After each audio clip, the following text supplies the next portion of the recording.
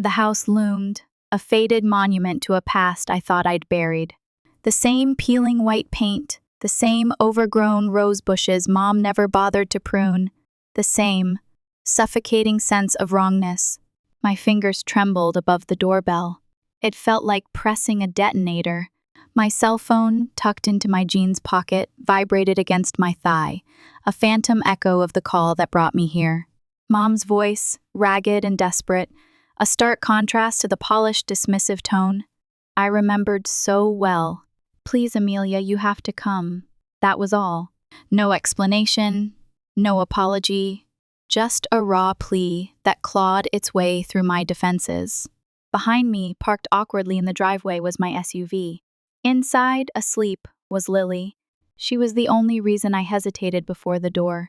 I told her it was a quick errand, a formality. A lie! I didn't want her to see this, to breathe in the toxic air of this place. I didn't want her to get a taste of how I'd grown up. "It won't take long," I'd promised Lily, kissing her forehead and leaving her with Miss S. Davidson. Lies tasted like ash. It had been 5 years since Grandma Esther's funeral, the last time I'd been forced to set foot on this property. Before that, the day I turned 18, the day Margaret and Howard, my parents, calmly dismantled my future.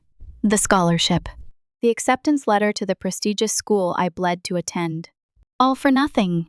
"Vanessa needs it more," Mom had said, her voice devoid of emotion. Dad had simply nodded, his eyes averted. "A proper wedding is an investment. You can take out loans like everyone else." The memory slammed into me, a physical blow. The icy chill of that night, the burning humiliation, the realization that I was expendable. Grandma Esther had been the only lifeline. She'd helped me navigate the labyrinth of community college, working 2 jobs, barely scraping by. No graduation gifts. I never asked for a dime from Margaret and Howard. They skipped my wedding, barely acknowledged the divorce. It didn't matter. I had Lily.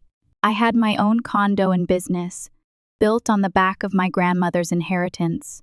The rental income, alimony, and my job as a marketing manager at a fintech company, I'd built a wall around myself, impervious to their influence. So why?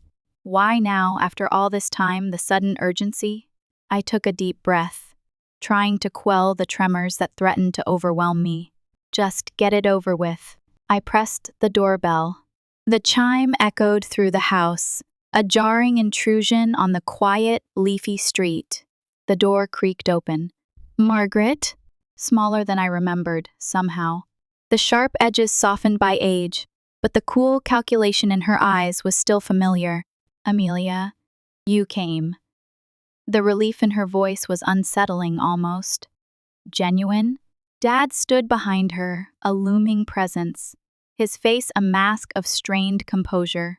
His eyes were filled with something that looked like shame and a glimmer of fear. "Where's Lily?"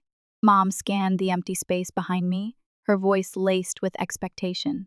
"With a friend," I said, stepping past her into the house. "You said it was urgent." The house smelled the same, an cloying mix of vanilla air freshener and Dad's perpetually brewing bitter coffee.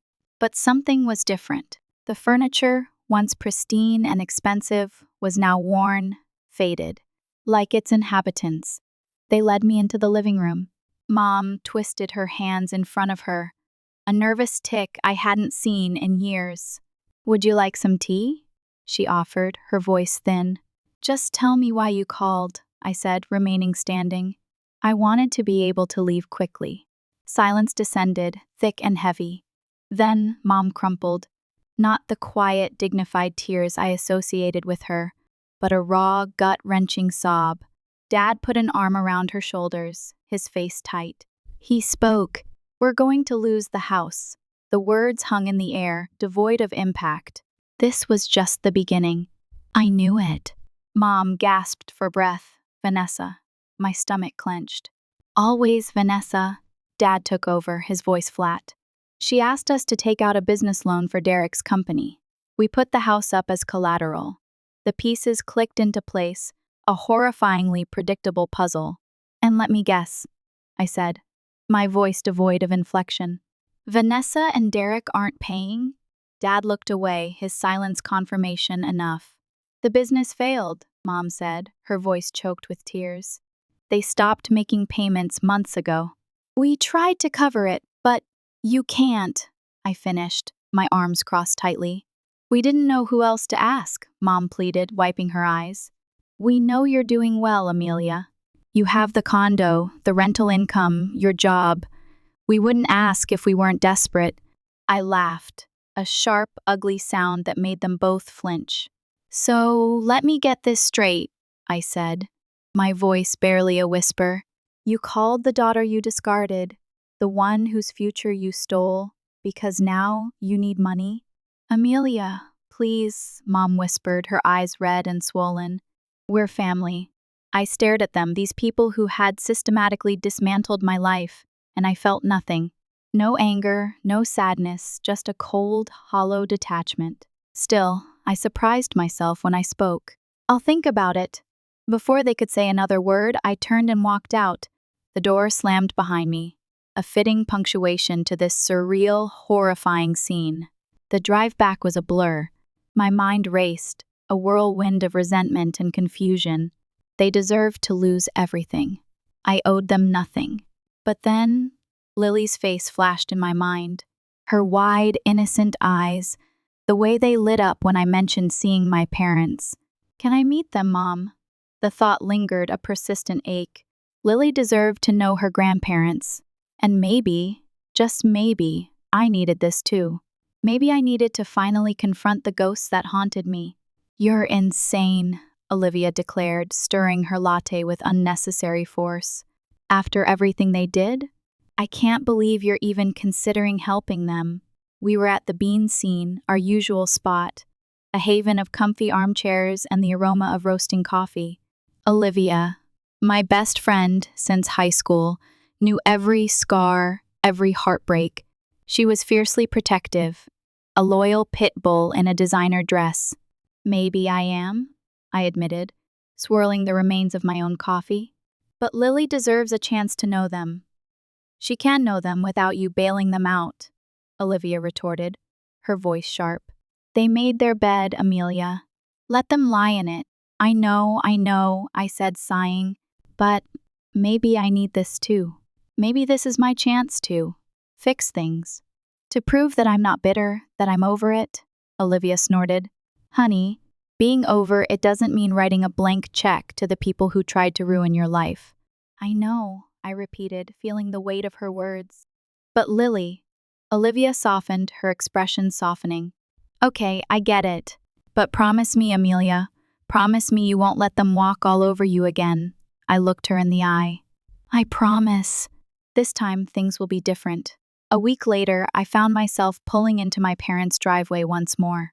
This time, Lily was in the passenger seat, practically vibrating with excitement. Are you nervous, Mom? She asked, her eyes wide. A little, I admitted, trying to sound more confident than I felt. As soon as Mom opened the door, her face crumpled and she burst into tears again. Dad just stood there awkwardly, shifting his weight from foot to foot. Then, Lily launched herself forward, wrapping her arms around both of them in a hug. They looked stunned, then something softened in their expressions. A flicker of genuine joy, the kind I used to see when they looked at Vanessa. We spent the afternoon together. I watched, a cautious observer, as Lily effortlessly charmed them. Stories about school, her friends, the time she won the spelling bee. They listened to every word, their faces animated. For the first time, I saw something unexpected in Mom's eyes. Regret. It was fleeting, almost imperceptible, but it was there. That night, as Lily chattered happily on the drive home about how much she liked her grandparents, I made my decision. Maybe I was making a mistake. Maybe I was setting myself up for more heartbreak. But I was going to help them. For Lily. The decision settled in my chest like a heavy stone. I couldn't shake the feeling that I was walking into a trap, but I convinced myself that I was doing the right thing. A week later, I called my real estate agent and arranged to rent out my condo again. The rental income would go toward the loan payments. That same night, I called Mom. Before I could second-guess myself, I said, "I'll help with the loan."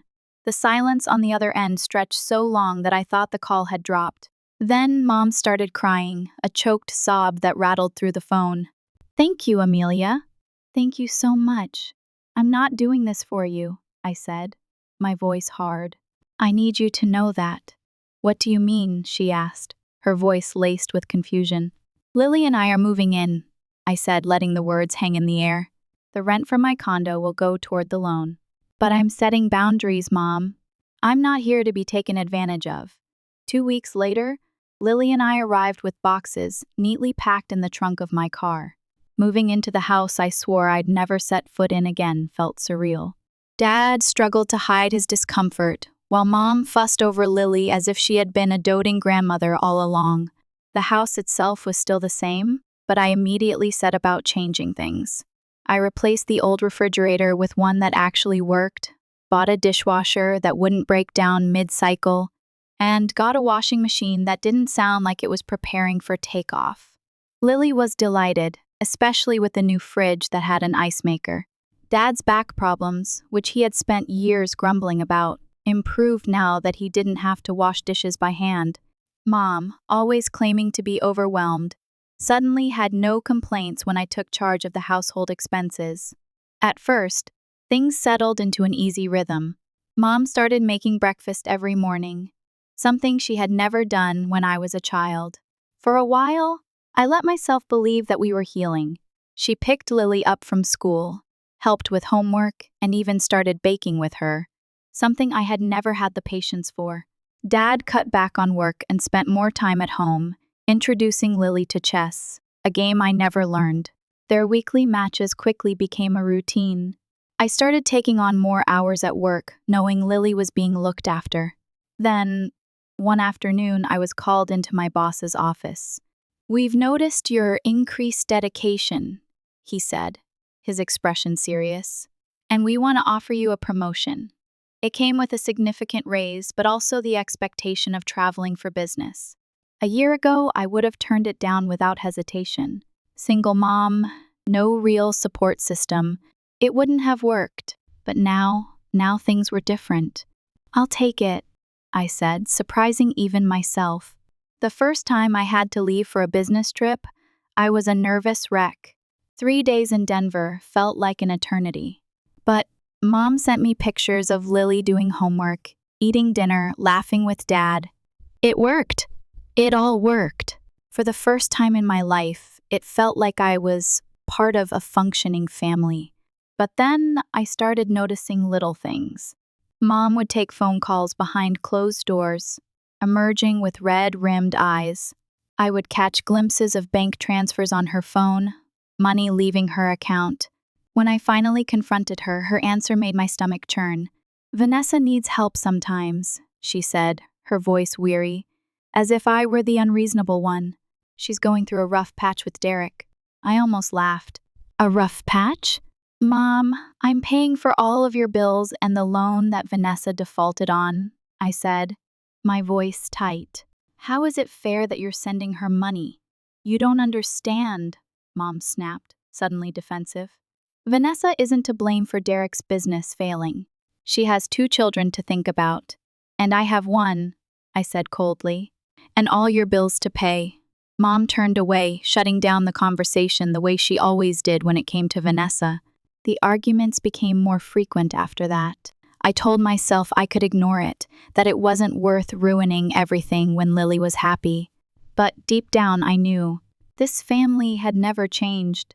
Dad, who had stayed out of the fights for the most part, finally spoke one night after a few glasses of wine. "We made mistakes," he said, staring at the table. "Big ones." I wanted to say more, to finally have the conversation we had avoided for nearly 20 years. But Mom quickly changed the subject to Lily's upcoming school play, as if an apology would shatter the carefully rebuilt illusion she had been crafting. I let it go. I had bigger things to worry about. 3 years passed. Lily turned 13, looking more grown up every day. I got used to my new role at work, traveling every few weeks, but always coming home to a happy daughter. The loan payments were steady, the bills were paid, and life was stable. Then came that Tuesday. I remember it was a Tuesday because I had just closed a huge deal in Miami and caught an early flight home to surprise Lily. As I pulled into the driveway, I heard voices from inside. Too many voices. A sinking feeling settled in my gut. I opened the front door and stepped into chaos. Sprawled on Mom's couch, the same one I had just paid to have reupholstered, was Vanessa.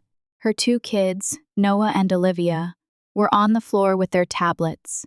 Suitcases scattered around the room. Vanessa barely looked up from her phone.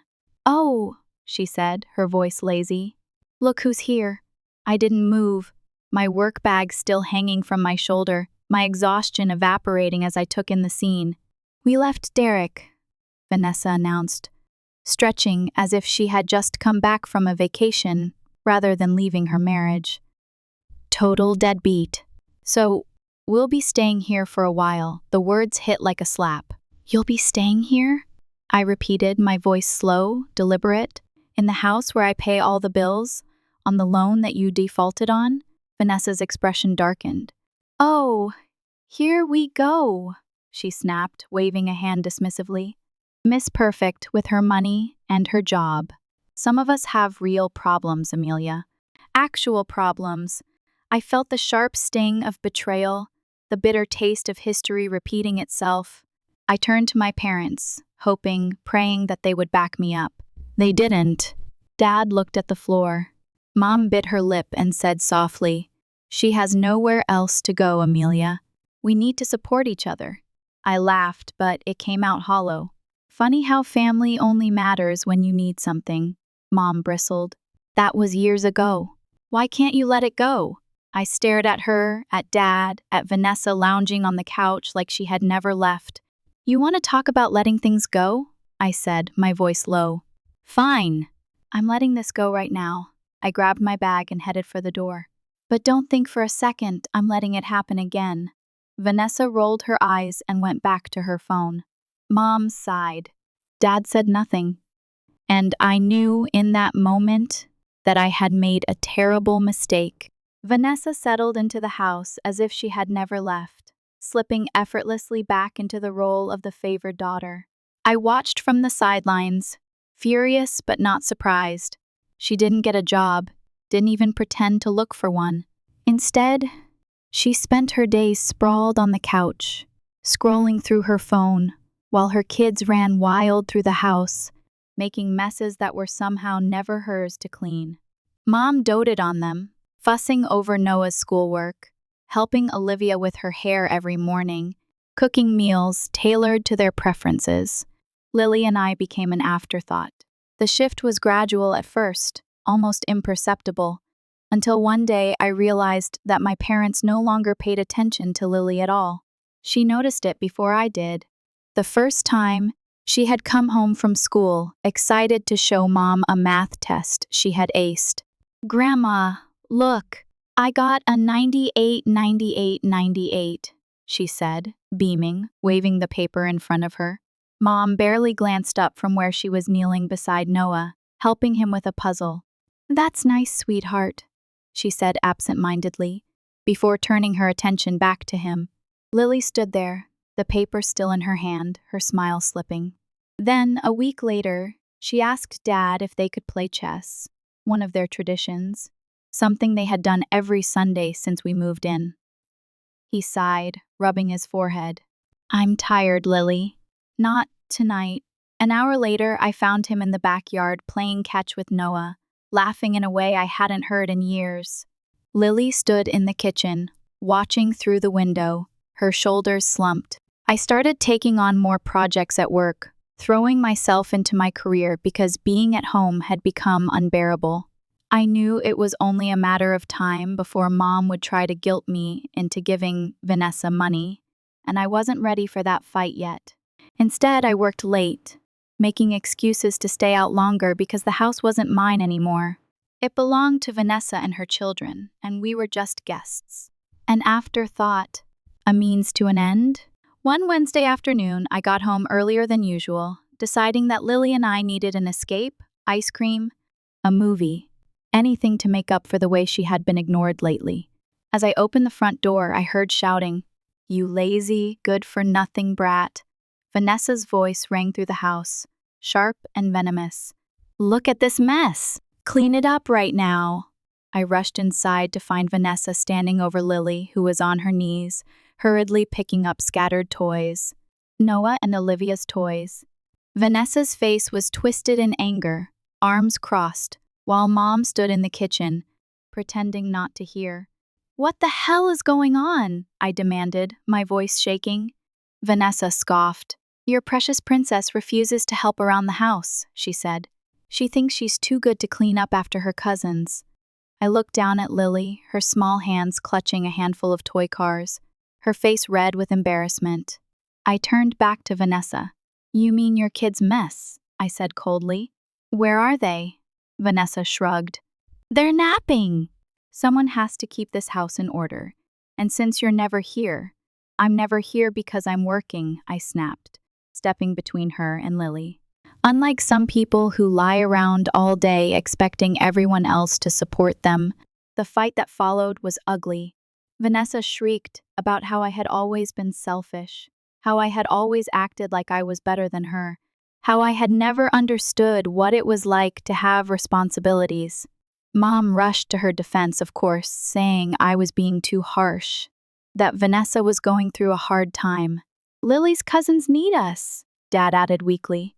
"And what about my child?" I shot back. "Does she not count?" Nobody answered. They never did when it came to choosing between Vanessa and me. That night, I locked myself in my room with Lily and made a plan. I would give it 1 more month. 1 month to figure out where we would go, to make arrangements, to find a way to leave without completely disrupting Lily's life. I refused to let history repeat itself. I refused to let my daughter feel like she didn't matter. But I had no idea how much worse it was about to get. The following week, I was called away for an emergency business trip in Seattle. "Just 5 days. You'll be okay?" I asked Lily at breakfast for the 100th time. "I'll be fine, Mom," she said with a small smile. "We can video chat every night." The 4th night, my phone rang at 9:00 p.m. Seattle time. Lily's picture flashed on the screen. I answered immediately, my stomach twisting. "Mom," she whispered, her voice trembling. "I'm outside."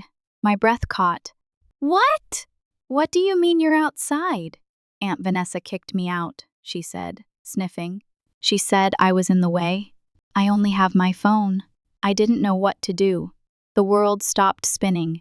My 13-year-old daughter was outside, alone at night, and my parents had let it happen.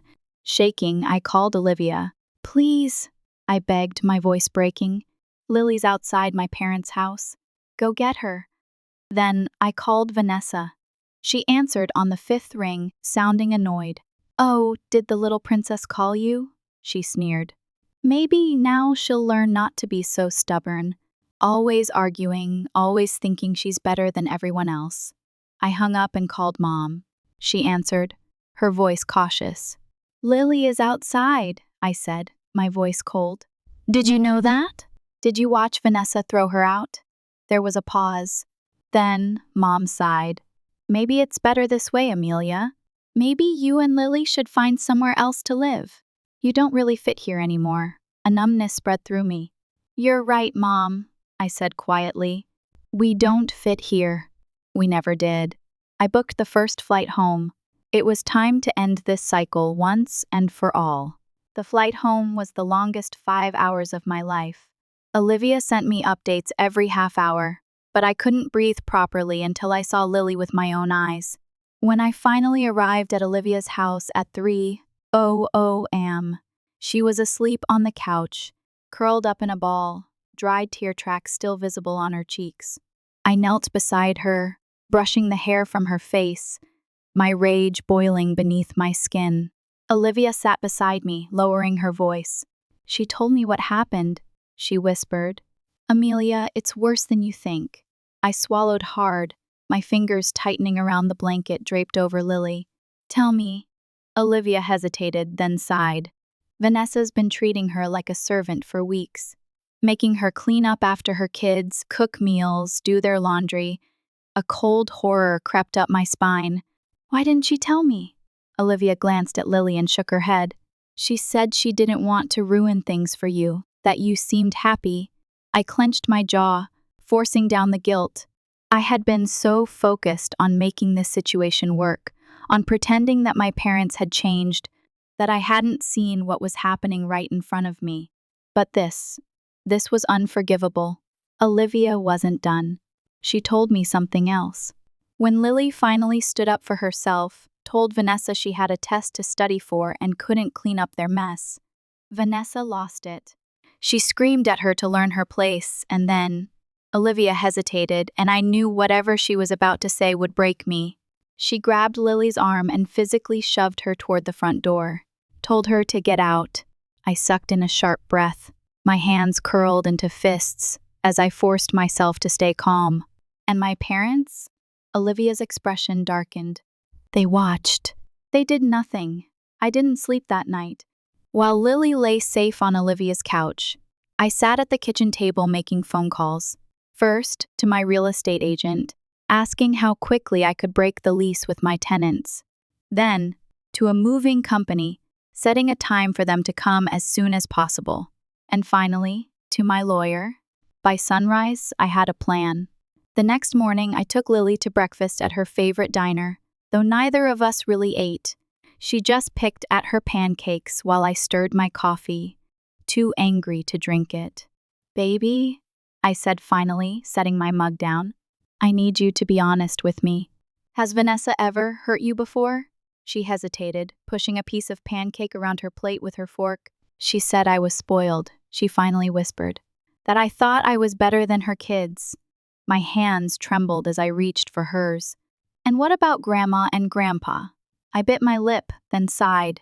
Grandma said the same thing, that I needed to learn my place. I inhaled sharply, gripping her hand tightly. "Listen to me! Nothing, absolutely nothing, is more important to me than you. Not my parents, not their house, nothing." I squeezed her hand. "We're going home to our condo. And this time we're staying there." Lily's shoulders relaxed, the relief in her eyes making my anger burn hotter. After breakfast, I drove straight to my parents' house, barely waiting for Mom to open the door before pushing past her. "Amelia!" She looked startled, her eyes darting between me and Lily. "You're back early." I ignored her and walked straight into the living room where Dad sat in his recliner, reading the newspaper like nothing had happened. "Get up," I said coldly. Dad lowered the paper, brows furrowing. "Amelia, what's going on?" "I want you both to look at Lily," I interrupted. My voice was calm, but I could feel the tremble of rage beneath it. "Look at her and tell me you're proud of what you did. Tell me you feel good about letting Vanessa throw her onto the street." Mom's face crumpled. "We didn't have a choice," she whispered. "Yes, you did," I shot back. "And you made it." I turned toward the door where the moving truck was already pulling up. "Lily and I are leaving," I announced, my voice echoing in the suddenly silent room. "And we're taking everything we brought with us." My mother's confusion shifted into panic as she looked outside. "Amelia, what is this?" I gestured for the movers to come in. "Take everything I bought," I instructed. "The refrigerator, the dishwasher, the washing machine, the new couch, the TV. All of it. You can't do this." My mother's voice rose in hysteria. I pulled out a folder from my bag, flipping to the receipts. "Actually, I can," I said flatly. "I bought them. They're mine." My father finally stood, his voice gruff. "Let's talk about this rationally. Like you talked about throwing my daughter out?" I snapped. "Like you talked about stealing my college fund?" They had nothing to say to that. As the movers worked, my mother pleaded, "Amelia, we need those things. The bills. What are we going to do?" "You'll have to figure it out," I said coldly. The way I had to figure out college. The way Lily had to figure out how to survive being kicked out in the middle of the night. I turned toward the front door, Lily's hand firmly in mine. "Consider this my final payment for all the times you chose Vanessa over me." I didn't look back. The next few months were interesting. My parents didn't go down without a fight. The calls started immediately. First from Mom, then from Dad, then from Vanessa. At first, they were angry, full of accusations about how I was selfish, how I was abandoning my family. Then the guilt tripping started. Texts with screenshots of unpaid bills, photos of Vanessa's kids looking sad. Mom even sent a picture of my old bedroom, as if that would somehow convince me to come back. I ignored them all. One evening, as Lily and I sat on our condo's balcony, sharing a pizza and watching the sunset, my phone buzzed with another call. I silenced it, tossing it onto the table. "Why don't you answer them?" Lily asked quietly. I looked at her, really looked at her. Her shoulders more relaxed than I'd seen in years, her face free of the worry that had lingered since we moved in with my parents. "Because we don't owe them anything," I said simply. Sometimes the best response is no response at all. Lily nodded slowly, then hesitated. "I miss Grandpa's chess games sometimes," she admitted, "but not how they made me feel when Aunt Vanessa was around." I pulled her into a hug. "You can still play," I told her. "We can find you a chess teacher. Someone who won't stop playing with you just because your cousin walks into the room." Lily smiled, then resting her head against my shoulder. Weeks turned into months. Through the family grapevine, I heard updates. My parents had gone back to working full-time, struggling to keep up with their bills. The bank had begun foreclosure proceedings on the house. Vanessa still wasn't working, still complaining about me to anyone who would listen. I used the money I had been spending on their bills to take Lily on weekend trips instead. We visited amusement parks, took cooking classes together, hiked trails just outside the city. Without my parents' constant drama, I focused more on my job, on my daughter, on finally giving us the life we deserved. And for the first time in a long time, I was happy. A year passed, and the weight of my parents and Vanessa slowly faded into the background. Without them, life felt lighter, simpler, free. Lily thrived in ways I hadn't even realized she was holding back before. She joined the school chess club and made new friends, no longer overshadowed by cousins who demanded all the attention. Her grades improved, her confidence grew, and that anxious look she used to carry whenever we were home vanished. I didn't fully grasp how much living in that house had stifled her until I saw who she was becoming without it. For the first time, I had no one draining me, no calls demanding money, no guilt trips, no walking on eggshells to keep the peace. My career flourished, and with the extra money I used to throw into that bottomless pit of family obligation, I started actually living. Weekend trips, movie nights, cooking classes, things I never had time for when I was too busy trying to make everyone else happy. The peace was almost unsettling at first, like I was waiting for the other shoe to drop, but it never did. I heard through the family grapevine that my parents lost the house after all. The bank foreclosed, and they ended up in a small apartment on the other side of town. The same house they had fought so hard to keep, the one they had begged me to save, was gone anyway. And Vanessa? She didn't stay with them. She had moved on, found a new man to take care of her and the kids, latching on to him like she always did. My mother still defended her, of course. "Vanessa just needs time," she reportedly told a relative. "She's doing her best." It was almost funny how predictable it all was. One Sunday morning, I was making pancakes when Lily wandered into the kitchen, still in her pajamas, her hair a tangled mess from sleep. She sat at the counter, watching me for a long moment before asking, "Mom, are you happy now?" The question caught me off guard. I set the spatula down, turning to face her fully.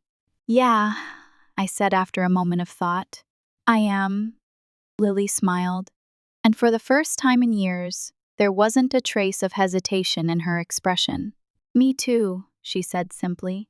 "I like it being just us." That afternoon, while Lily was out with her friends, I sat on the couch and scrolled through my phone, my thumb hovering over my parents' contact names. A part of me wondered if they had truly realized what they had done, if they regretted it, if they even thought about me at all. But I knew the answer before I even finished the thought. They had made their choices, and I had finally made mine. I deleted their numbers without a second thought. Lily and I weren't missing anything. We were enough. Life settled into a comfortable rhythm. The condo was our sanctuary, a space filled with laughter, movie nights, and the comforting scent of Lily's baking experiments. Some successful, others less so. I threw myself into my work, exceeding targets and earning accolades. The promotion proved to be a turning point, not just financially but personally. I thrived on the challenge, the travel, the sense of accomplishment. But even in my carefully constructed bubble of happiness, the past had a way of seeping in. It was subtle at first. A familiar face in a crowd, a song on the radio that triggered a painful memory, a pang of guilt that gnawed at the edges of my conscience. One blustery autumn afternoon, I found myself downtown for a meeting with a potential client. The meeting went well, exceeding my expectations. Buoyed by the success, I decided to treat myself to lunch at the Corner Bistro, a cozy little cafe known for its delicious soups and sandwiches. I settled into a window seat, the warmth of the cafe a welcome contrast to the biting wind outside. As I savored my tomato soup, my gaze drifted toward the street. A familiar figure caught my eye. Vanessa! She was standing on the corner, bundled in a faded, oversized coat, her hair disheveled, her face pale and drawn. She clutched a paper cup in her gloveless hands, shivering in the cold. It was a stark contrast to the image of the pampered princess I remembered from my childhood. A wave of conflicting emotions washed over me. Pity, disgust, anger, a strange, unsettling sense of responsibility. I watched her for a moment, debating whether to intervene. Part of me wanted to turn away, to pretend I hadn't seen her, to continue enjoying my soup in blissful ignorance. But another part, a persistent, nagging voice, wouldn't let me. "She's Lily's aunt," the voice whispered. "Regardless of everything, she's still family." With a sigh, I set down my spoon, grabbed my coat, and headed outside. "Vanessa?" the first said, my voice hesitant. She looked up, her eyes widening in surprise. "Amelia?" She looked me up and down, her expression a mixture of envy and resentment. "Fancy seeing you here. What are you doing?" I asked, my voice softening despite myself. She shrugged, averting her gaze. "Just trying to stay warm." "Are you okay?" she scoffed. "Does it look like I'm okay?" I hesitated, searching for the right words. "I saw Mom and Dad lost the house," I said gently. Vanessa's face hardened. "Thanks for rubbing it in." "I'm not trying to rub it in," I said, my voice rising slightly. "I'm just concerned." She laughed, a bitter, humorless sound. "Concerned? After you took everything? After you left us to rot?" "I didn't leave you to rot," I retorted, my patience wearing thin. "You made your choices, Vanessa, just like I made mine." "It's not that simple," she said, her voice laced with desperation. "I have kids to feed, Amelia. I have nowhere to go." "What about Derek?" Her face twisted in disgust. "Don't even mention his name. He's a deadbeat. Always has been, always will be. So what are you going to do?" She shrugged again, her shoulders slumping. "I don't know. I'm trying to find a job, but no one wants to hire me." I looked at her, really looked at her, and saw a flicker of the scared, vulnerable girl I used to know. The years hadn't been kind to her.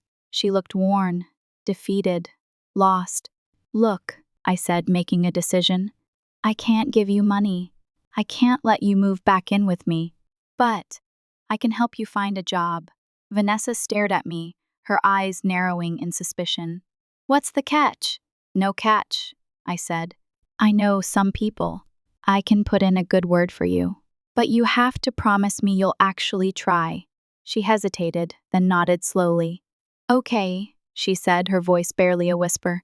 "I'll try." Keeping my promise to Vanessa proved to be more challenging than I anticipated. It wasn't just about finding her a job, it was about helping her rebuild her life, piece by piece. I reached out to my network, calling in favors, pulling strings. It wasn't easy. Vanessa had a spotty work history, no real skills, and a reputation for being unreliable. But I persevered, driven by a strange mix of guilt and hope. Finally, I managed to secure her an interview for a receptionist position at a local law firm. It wasn't glamorous, but it was a start. I helped her prepare for the interview, coaching her on how to dress, how to answer questions, how to present herself in a professional manner. She listened, surprisingly receptive, and I allowed myself to feel a flicker of optimism. The interview went well. Vanessa called me afterward, her voice filled with excitement. "I think I got it, Amelia," she said. "They said they'd call me next week." A week passed, agonizingly slow. Every time my phone rang, my heart skipped a beat. But the call never came. Vanessa was devastated. She called me, sobbing, her voice filled with self-pity. "I knew it," she said. "I knew I wasn't good enough." I tried to console her, reminding her that one rejection didn't mean she was a failure. But deep down, I was starting to lose hope. "Look," I said after she had calmed down, "this isn't going to be easy.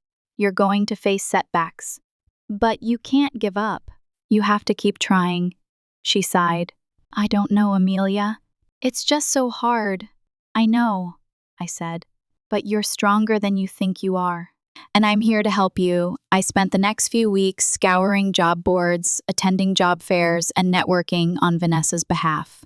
It felt like a full-time job in itself. Then, one afternoon, I received a call from a local daycare center. They were looking for an assistant teacher, someone who was patient, caring, and good with children. I immediately thought of Vanessa. Despite her flaws, she had always been good with kids, especially her own. I called her, told her about the opportunity, and encouraged her to apply. She was hesitant at first, doubting her abilities, but I convinced her to give it a shot. She went for the interview, and this time she nailed it. The daycare center called me the next day, offering her the position. Vanessa was ecstatic. She called me, her voice filled with gratitude. "Thank you, Amelia," she said. "You have no idea what this means to me." Vanessa's first few weeks at the daycare center were a whirlwind. She was nervous, overwhelmed, and constantly second-guessing herself. But she persevered, determined to make it work. She called me every night, venting her frustrations, seeking advice, and celebrating her small victories. I listened patiently, offering encouragement and support. It wasn't easy. Vanessa still had her moments of self-pity, her lapses in judgment, her tendency to blame others for her problems. But I tried to be patient, focusing on the progress she was making. She started taking her job seriously, arriving on time, following instructions, and putting in extra effort. She developed a rapport with the children, who responded to her warmth and affection. She even started taking online courses in early childhood education, hoping to advance her career. I was proud of her, not just for finding a job, but for taking responsibility for her life. But just when I started to believe that Vanessa was finally on the right path, disaster struck. One afternoon, I received a call from the daycare center director. Her voice was grave. "Amelia," she said, "I'm afraid I have some bad news about Vanessa." My heart sank. "What happened?" "There's been an incident," she said. "One of the children was injured, and Vanessa was involved." I pressed her for details, my mind racing with possibilities. It turned out that one of the children, a rambunctious 4-year-old named Tommy, had fallen off the playground slide and broken his arm. Vanessa had been supervising the children at the time, but she had briefly turned her back to tend to another child. The daycare center was conducting an investigation, and Vanessa had been suspended pending the outcome. I was devastated. Not just for Vanessa, but for Tommy and his family.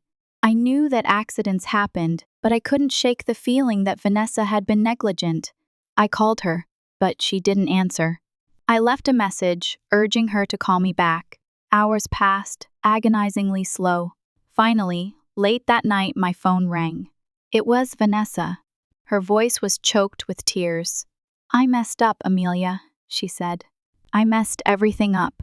I listened patiently as she recounted the events of the day, her voice filled with guilt and remorse. "It was my fault," she said. "I should have been paying closer attention. I should have seen it coming." "It was an accident, Vanessa," the first said, trying to reassure her. "These things happen, but what if I lose my job?" she wailed. "What if I can't find another one? What if I end up back on the streets?" "You won't," I said firmly. "I won't let that happen.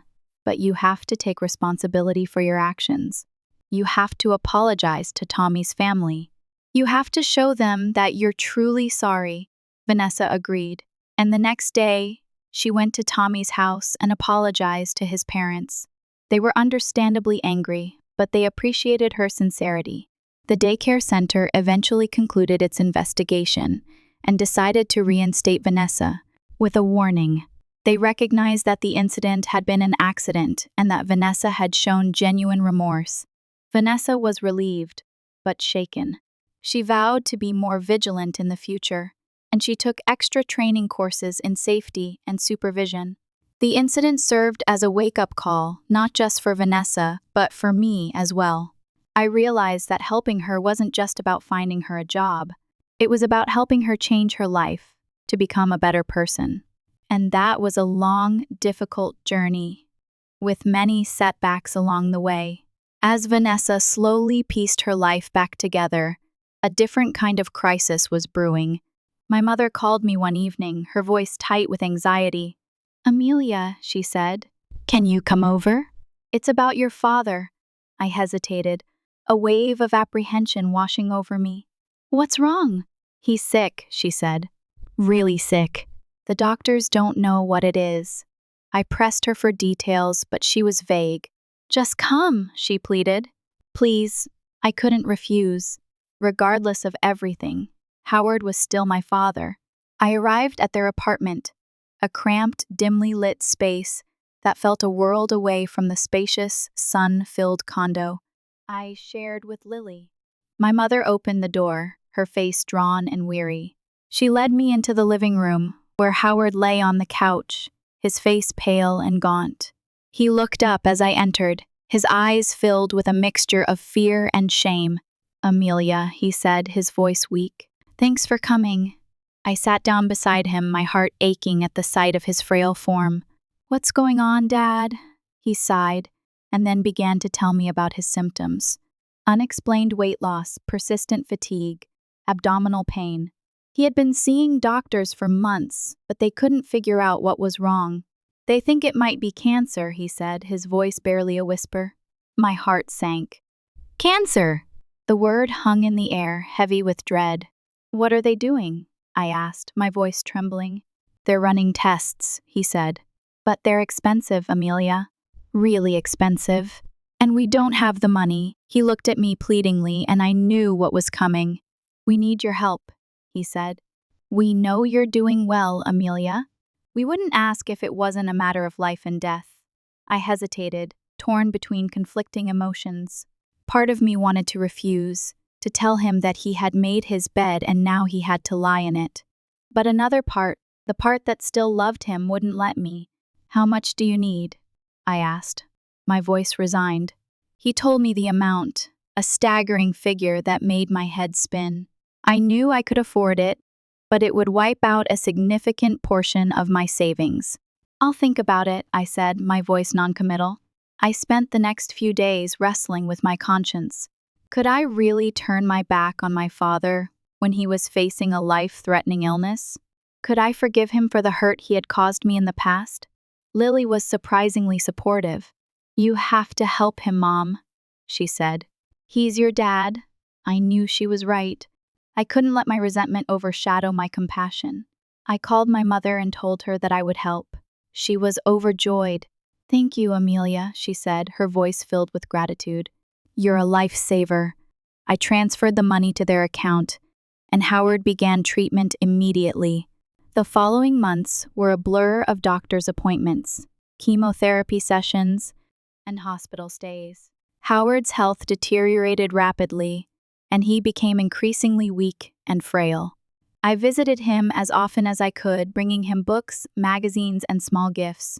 We talked about the past, about the mistakes he had made, and about the things he regretted. He apologized for the way he had treated me, for favoring Vanessa, for stealing my college fund. He said he had been blinded by his own insecurities and his desire to provide for his family. I listened patiently, forgiving him silently. I knew that he was dying, and I didn't want to waste our precious time together on bitterness and recrimination. Lily also visited him, forging a bond with her grandfather that had been denied to her for so long. She read to him, played chess with him, and simply sat by his side, offering comfort and companionship. Vanessa also stepped up, putting aside her own problems to help care for Howard. She ran errands, cooked meals, and provided emotional support to my mother. It was as if Howard's illness had brought our family together, healing old wounds and forging new connections. But it was also a painful reminder of what we had lost, of the years we had wasted on anger and resentment. As Howard's condition worsened, he made one final request. He wanted to see us all together, one last time. I arranged a family dinner at a local restaurant, inviting my mother, Vanessa, Lily, and myself. It was a bittersweet occasion. Howard was frail and weak, but he was surrounded by his loved ones. We laughed, we cried, and we shared stories of the past. As the evening drew to a close, Howard raised his glass, his hand trembling. "To family," he said, his voice barely audible. "May we never take it for granted." We raised our glasses in return, our hearts filled with a mixture of love and sorrow. A few weeks later, Howard passed away peacefully in his sleep. His death was a profound loss, but it also served as a catalyst for change. It forced us to confront our past, to forgive each other, and to move forward with a renewed sense of purpose. The years that followed Howard's death were filled with both challenges and triumphs.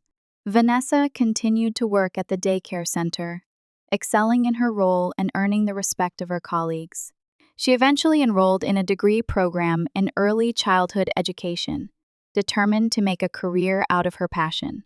Lily thrived in high school, excelling academically and pursuing her passion for chess. She received several scholarship offers from prestigious universities, fulfilling the dream that had been denied to me so many years ago. My mother, after a period of grieving, found renewed purpose in volunteering at a local hospice, offering comfort and support to other patients and their families. And me? I continue to excel in my career, earning recognition and accolades. But more importantly, I learned to prioritize my happiness, to cherish my relationships, and to live each day to the fullest. I also made a conscious effort to stay connected to my family, to nurture the bonds that had been forged in the crucible of Howard's illness. We celebrated holidays together, took vacations together, and simply made time for each other, creating new memories to replace the painful ones of the past. One warm summer evening, as Lily and I sat on the balcony of our condo, watching the sunset paint the sky in vibrant hues, I realized that I had finally found peace. The wounds of the past had healed, the ghosts had been laid to rest, and I was surrounded by the love of my daughter and the support of my family. I had finally broken free from the cycle of resentment and forgiveness, and I was ready to embrace the future with open arms. "Mom," Lily said, breaking the silence, "do you ever think about going back?" "Going back where?" I asked, confused. "To my parents," she said, her eyes fixed on the horizon. "Do you ever think about reconciling with them?" I hesitated, searching for the right words. "I think about them," I said finally, "but I don't think about going back. We've built a good life here, Lily. A life of our own." "Yeah," she said, smiling. "We have." And as I looked at my daughter, her face radiant with happiness, I knew that I had made the right decision. The past was behind us, and the future was ours to create. And that was all that mattered. Years passed. Lily blossomed into a confident, independent young woman, thriving in her chosen field of environmental science. She traveled the world, working on conservation projects and making a real difference. I watched her from afar, bursting with pride, knowing that I had given her the tools and the support to achieve her dreams. My mother continued to volunteer at the hospice, finding solace and purpose in helping others navigate their own journeys with illness and loss. She had found a quiet strength within herself, a resilience I had never fully appreciated before. Vanessa, against all odds, became a respected and beloved early childhood educator. She transformed the lives of countless children, nurturing their curiosity, fostering their creativity, and giving them the foundation they needed to succeed. She had found her calling, and she embraced it with unwavering dedication. As for me, I continued to climb the corporate ladder, achieving professional success beyond my wildest dreams. But I also learned to prioritize my personal life, to cherish my relationships, and to find joy in the simple things. I traveled, explored new hobbies, and spent quality time with Lily and my mother, creating a life filled with love, laughter, and purpose. One crisp autumn morning, I received an unexpected letter. It was postmarked from a small town I didn't recognize, and the return address was simply general delivery. Intrigued, I opened it. Inside was a single sheet of paper, folded neatly. The handwriting was shaky, but familiar. It was from Howard. "My dearest Amelia," it began. "If you are reading this, it means I am no longer with you. I'm writing this letter with a heavy heart, knowing that I have caused you so much pain and sorrow throughout your life. I want to apologize, from the bottom of my soul, for the way I treated you, for favoring Vanessa, for neglecting your needs, for stealing your college fund. I was wrong, Amelia. Terribly wrong. I was afraid, you see. Afraid that you would surpass me, that you would leave me behind. I was blinded by my own insecurities, and I made terrible choices. I allowed my fear to poison our relationship, and I am deeply sorry for that. I know that I can never fully make amends for my past mistakes, but I hope that, in time, you can find it in your heart to forgive me. Not for my sake, but for yours. Holding on to anger and resentment will only hurt you in the end. I want you to know that I am proud of you, Amelia. Proud of the strong, independent woman you have become. Proud of the life you have built for yourself and for Lily. You have overcome so many obstacles, and you have emerged stronger and more resilient than ever. I love you, Amelia, more than words can express. And I hope that one day you can look back on our relationship with a sense of peace and understanding. With all my love, your father, Howard." Tears streamed down my face as I read the letter, the words resonating deep within my soul. It was a heartfelt apology, a sincere expression of love and remorse. It was everything I had ever wanted to hear, and it came at a time when I least expected it. I folded the letter carefully, tucking it away in a safe place. It was a reminder of the past, but also a symbol of hope for the future. It was a testament to the power of forgiveness, the enduring bonds of family, and the resilience of the human spirit. As I looked out at the vibrant autumn leaves swirling in the wind, I felt a sense of closure. The wounds of the past had finally healed. The ghosts had been laid to rest, and I was ready to embrace the future with a heart filled with gratitude and peace. I had finally found my way home, not to a house, but to myself. And that was the greatest gift of all. The story was over. The past had been put to rest. I was Amelia, and this was my new beginning.